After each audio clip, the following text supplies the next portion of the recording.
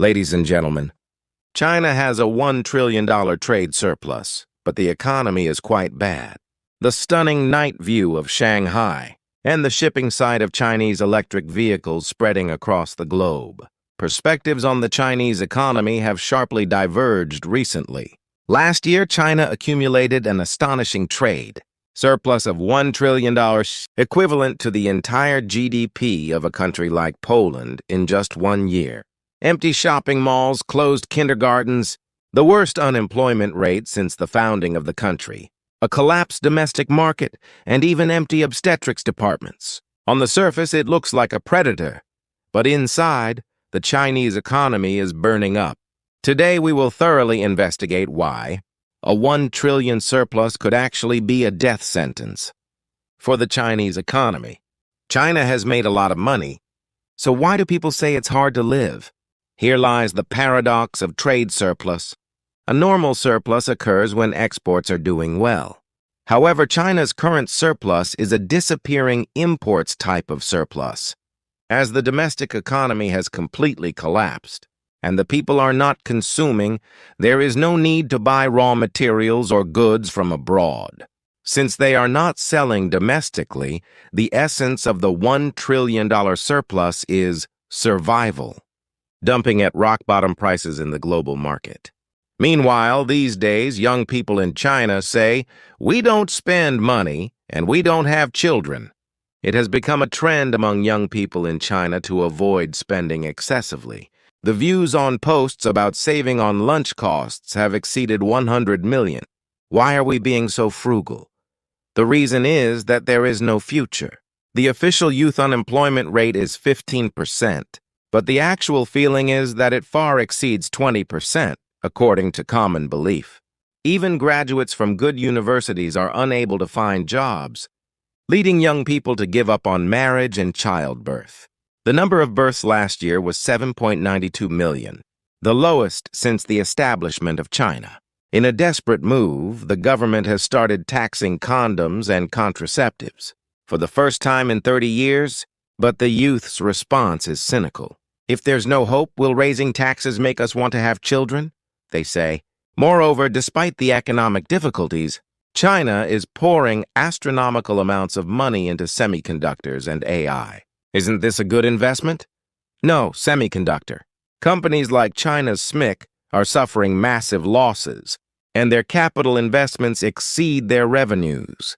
This is not market logic. It is state capitalism where the government forcibly injects money.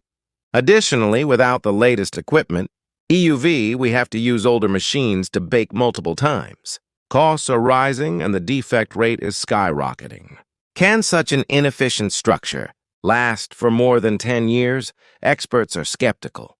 Recently, China recorded a surplus of $1 trillion, and this situation is threatening the entire world. In response to the influx of cheap Chinese products, Europe and emerging countries are locking their doors. While the young Chinese waving red flags contrast with the dark factory zones, it seems the Chinese leadership still believes that the status of the nation is more important than the lives of the people. However, there has never been a power that has overcome the hungry public sentiment throughout history. The Chinese economy, which appears glamorous on the outside, is rotting on the inside, is approaching its breaking point, I believe. Recently, perspectives on the Chinese economy have sharply diverged. Although a trade surplus of $1 trillion is recorded, there are warnings that the next 3 years will be critical. It is diagnosed that the golden time for the Chinese economy is only 3 years left. U.S. tariffs, collapsed local finances, and tricks like special government bonds. Today, we will delve into why China is currently on the brink and what repercussions their final strategy may have on our economy. The trick of special government bonds and the limits of rolling over debt.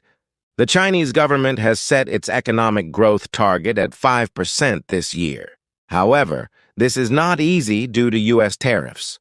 So the card that China has played is expanding the fiscal deficit.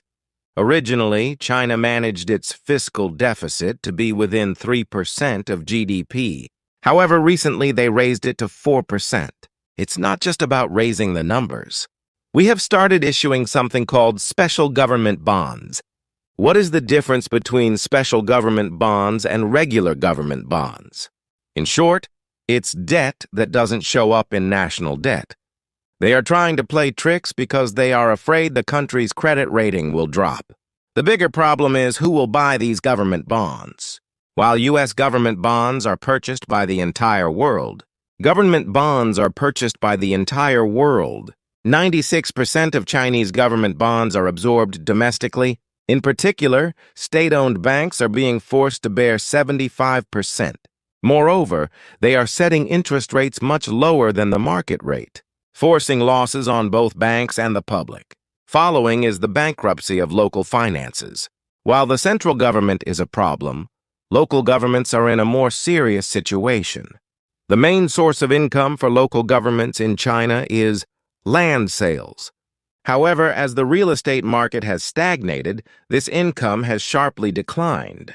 Due to the poor financial situation of local governments, cities like Tianjin have suspended public transportation services, and in places like Nenjiang City in Heilongjiang Province, there have been cases where all city bus routes have come to a halt. Local governments, which should be boosting domestic demand, have instead found themselves on the brink of bankruptcy. Next is China's last gamble, the super anchor enterprise strategy. What strategy has China chosen in this situation? It's all about selection and concentration. By borrowing the method of nurturing large corporations from the past in Korea, we aim to turn a select few companies into supergiants. For example, we consolidate dozens of electric vehicle companies into 5 or 6 and funnel excess profits to them. What will happen to small and medium-sized enterprises or partners if we do this? It will become even more difficult. It's a structure that cuts the margins of small and medium-sized enterprises to allow large companies to produce goods more cheaply and push them overseas. As a result, the manufacturing production index of large Chinese companies has reached an all-time high, while small and medium-sized enterprises have seen a decline for 2 consecutive years. So, what should we do with the money we've earned? We are making substantial investments in future industries, like AI, autonomous driving, and robotics to compete with the United States. The government has made a harsh decision. You anchor companies must win the technological war against the U.S. while sitting on a mountain of debt. What kind of threat will this strategy from China pose to other countries in the future? Chinese companies have started survival dumping domestically to stay afloat. These low-priced goods are being exported at low prices worldwide. Experts say that this structure can only last for about 3 years. As income decreases and expenses increase by 4%, there is a limit to covering debts with the people's savings. The collapse of the Chinese economy would be a disaster for the global economy. However, the important point is that China's monopolization of the industrial ecosystem would be an even greater disaster. This is the conclusion. It can be said that the decline of the Chinese economy began before the COVID-19 pandemic, and it is necessary to examine this. From the time Xi Jinping came to power, in 2015, Xi Jinping introduced the concept of common prosperity, reminiscent of Mao Zedong, and officially began his political agenda. In 2015, he also unveiled the industrial policy known as Made in China 2025. The idea is to cultivate the capabilities of a great power that can compete militarily with the United States. What's interesting is that from this point on, various indicators of the private economy began to deteriorate. Up until then, the economic vitality of the private sector, which had driven China's explosive growth, started to be absorbed by the state-owned and public sectors. Big tech companies operating large platforms made astronomical donations, but many companies either lost momentum or went bankrupt at that time. In a way, the current youth unemployment rate in China, which exceeds 20%, can be seen as a result of its own actions. There are even Chinese people who do not believe in the growth rate around 5%, announced by the Chinese government recently. The rapid increase in homelessness and the withdrawal of restaurants and shops from busy areas are phenomena that can only occur in the context of negative growth.